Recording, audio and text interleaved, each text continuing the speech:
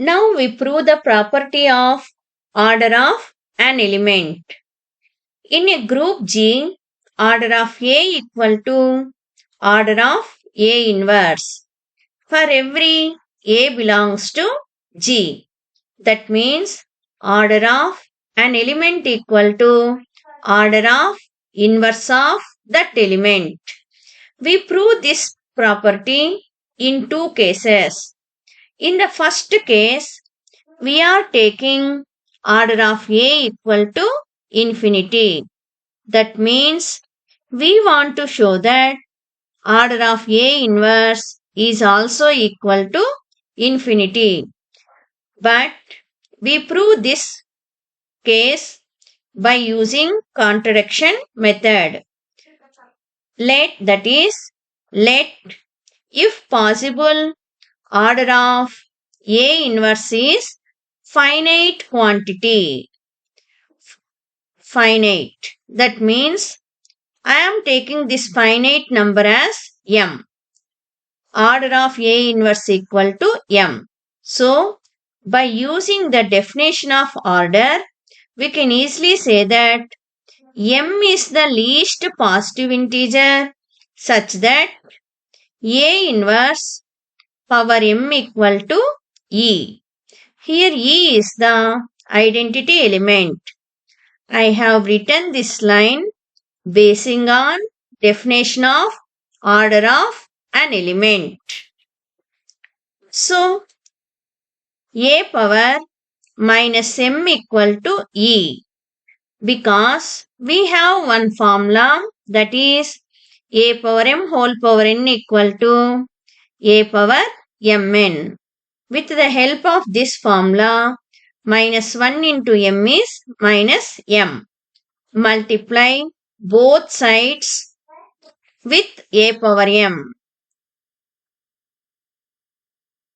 Here I am multiplying a power m in right hand side. Here also right hand side. Here also right hand side. If you use right cancellation law, then I am going to get a power minus m equal to e only. Next, bases equal, add powers. So, a power minus m plus m equal to identity element into any element equal to any element only. A power 0 equal to a power m, because m minus m equal to 0. We know that a power 0 is identity element. That means we are getting a power m equal to e. So, here you can observe, whenever a power m equal to e, then we can say that order of A is finite, and also order of A is less than or equal to m. For this, observe, I am taking G as 1 omega square. This is a group with respect to operation multiplication. Here I am taking the element omega. Omega order is 3 because omega cubed equal to 1. So, order of omega equal to 3. Next, observe, if I am taking the power of omega equal to 6, then also we are getting identity element only, because 1 into 1 is 1 only. Here observe, order of omega is 3. That means take order of omega replaced with a, then we are going to get m equal to. When we get less than means, here order of omega is 3. Here I am taking m as 6. That means 3 less than 6. That means we are getting two cases. One is order of A equal to M. In this case, order of A is less than M. In this case. So that's why whenever we get A power M equal to E, we can say that order of A is finite and also order of A is less than or equal to M. Whenever we get this step, we can write this line because of this explanation. So, observe here what we get, order of A is finite. But what we considered, order of A is infinite. That means we get a contradiction. That means order of A is not equal to finite quantity. Order of A inverse not equal to finite quantity. Then what is the other option? If order of A inverse is not a finite quantity means the other option is order of A inverse is infinite. So once again these lines, here we are getting order of A is finite. But we considered order of A is infinite. That means we are getting a contradiction to our assumption. Why we are getting this contradiction? Because of this. What we considered, order of A inverse equal to finite. When we consider this condition, we get contradiction to our hypothesis. That's why this is not possible.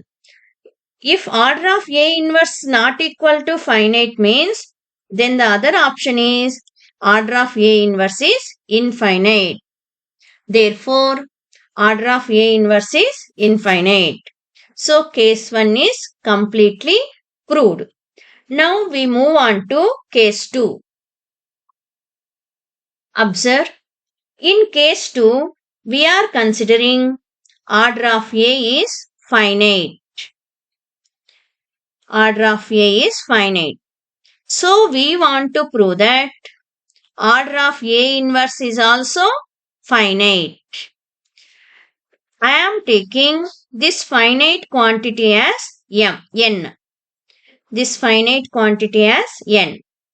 Again, by using the order of an element, whenever order of A equal to n, we can say that there exists a least positive integer n such that A power n equal to E. Again, multiply both sides with A power minus n. Bases equal, add powers. Identity into any element is any element. Plus into minus is minus.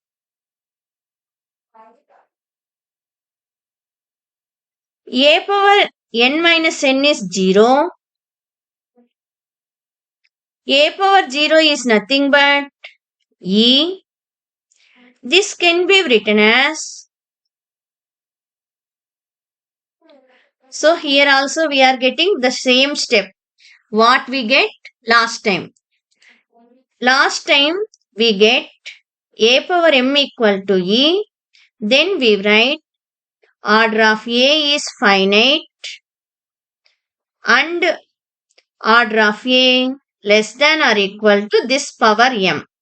In the similar manner, here we are getting A inverse whole power n equal to E. That means order of A inverse is finite and also order of A inverse is less than or equal to this power. Here power is n.